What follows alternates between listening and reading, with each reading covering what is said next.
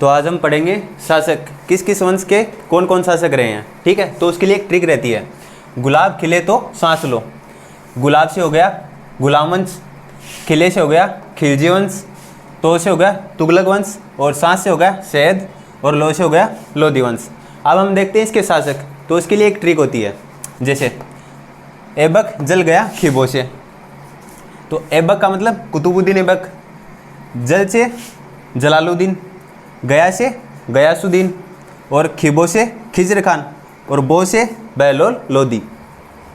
देखिए अब हम देखते हैं इसके शासक। गुलाम वंश से आ गया कुतुबुद्दीन ऐबक, खिलजी से आ गया जलालुद्दीन खिलजी, तुगलक से आ गया गयासुद्दीन, और शहद से आ गया खिजर खान, लोधी वंश से आ गया बहलोल लोधी। इतनी देर हमने पढ़ा वंश तथा उनके शासक। अब पढ़ेंगे हम प्रॉपर एक वंश। ठीक है, तो आज हम स्टार्ट करते हैं गुलाम वंश। गुलाम वंश 1206 से 1290 तक शासन किया। ठीक है, तो अब इसके अंदर सबसे पहले आता है कुतुबुद्दीन ऐबक। कुतुबुद्दीन ऐबक के बारे में पढ़ते हैं। कुतुबुद्दीन ऐबक को हातिम के नाम से जाना जाता था, लाख बख्श के नाम से जाना जाता था, और कुरान बख्श के नाम से जाना जाता था। अब बताता हूँ हातिम क्यों बोलते थे इसको।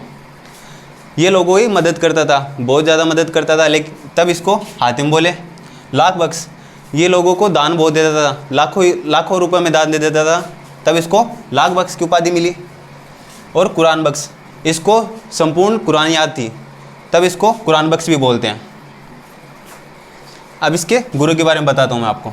इसके गुरु थे बख्तियार काकी, जिसकी याद में इन्होंने कुतुब मीनार का निर्माण करवाया। और इसके एक सेनापति भी थे जिसका नाम था बख्तियार खिलजी। बख्तियार खिलजी के बारे में एक फैक्ट बताता हूँ। इसने नालंदा विश्वविद्यालय को पूरा जला दिया, और इसी के साथ अडाउद्दीन का झोपड़ा, जो कि आज अजमेर में है, कुतुबुद्दीन ऐबक के द्वारा ही बनाया गया है। और कुतुब-उल-इस्लाम मस्जिद, जो कि दिल्ली में है, ये भी इसी के द्वारा बनाई गई है। अब देखते हैं इसकी मृत्यु कैसे हुई। कुतुबुद्दीन ऐबक को चौगाना यानी पोलो खेलना बहुत ही पसंद था। तो एक बार ये पोलो खेलते हुए घोड़े से नीचे गिर गया। ठीक है, पोलो खेलते हुए घोड़े से नीचे गिर गया, जिससे घोड़ा इसके ऊपर पैर रख दिया और इसकी मृत्यु हो गई। और इसके बाद इसको वापस अपने देश ले जाया गया। देखिए, कुतुबुद्दीन ऐबक के शासनकाल में दो इतिहासकार भी रहे। मिनहाज उस सिराज, जिसने किताब लिखी एक, तबकात ए नासरी, जो इसकी पुस्तक का नाम है। और दूसरे थे हसन निजामी, जिनकी किताब है ताज उल नासरी। कुतुबुद्दीन ऐबक ने खिलवत नहीं लिया, जिससे इसे गुलाम वंश का वास्तविक संस्थापक नहीं कहा जा सकता।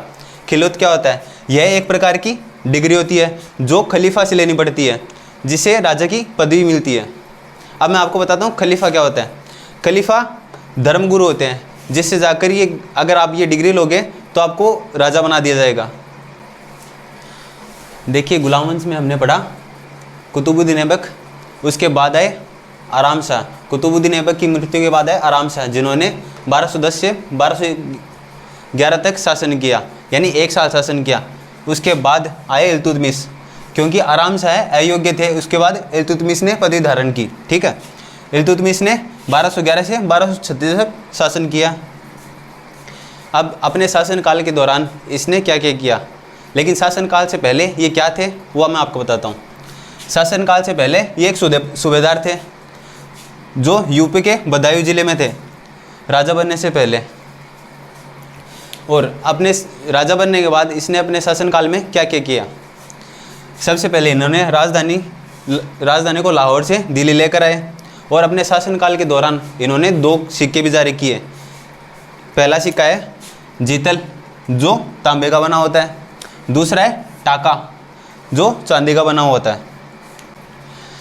इन्होंने सुल्तान बनने के लिए खलीफा से खिलवत भी ली, यानी राजा बनने के लिए एक डिग्री ली जाती है जो खलीफा से ली जाती है। तो उन्होंने खलीफा से खिलवत की डिग्री ले ली। और इन्होंने अपने शासनकाल के दौरान मकबरा निर्माण, गुम्बद निर्माण की शुरुआत की, यानी इन्हीं के शासनकाल से मकबरा और गुम्बद निर्माण की शुरुआत हुई थी। आपको एक इंटरेस्टिंग चीज़ भी बताता हूँ इसी के साथ। इल्तुतमिश जब राजा बना, तब गौरी के 3 गुलाम थे, ऐबक, याल्दोज और कुबाजा। ऐबक तो आपको पता है इसकी मृत्यु की। ऐबक की मृत्यु होने के बाद इल्तुतमिश ने पदवी धारण की, लेकिन जो ऐबक के साथ है याल्दोज, उन्होंने इल्तुतमिश को कहा कि ऐबक की मृत्यु हो चुकी है तो मेरे को राजा बना दिया जाए, लेकिन इल्तुतमिश ने कहा ऐसा कैसे। तो इन दोनों के बीच युद्ध हुआ जो तराइन का तृतीय युद्ध कहलाया, जो 1215 के अंदर हुआ।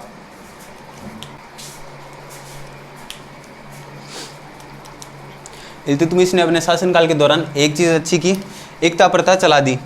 एकता प्रथा का मतलब क्या होता है कि अगर आपको सैलरी नहीं दी जा रही तो उसके बदले आपको ज़मीन दी जाएगी। तो एकता प्रथा में उन्होंने सैलरी देने के बजाय अपने सैनिकों को ज़मीन दी। और अपने शासनकाल के दौरान इन्होंने एक 40 दल का भी निर्माण किया, जो 40 तुर्क लोगों का मंत्रिमंडल था। जो जितने भी फैसले लिए जाते थे वो 40 दल के द्वारा ही लिए जाते थे। इल्तुतमिश की इसी के साथ इल्तुतमिश के एक बेटा भी था और एक बेटी भी थी। बेटे का नाम था रुकनुद्दीन और बेटी का नाम था रजिया सुल्ताना।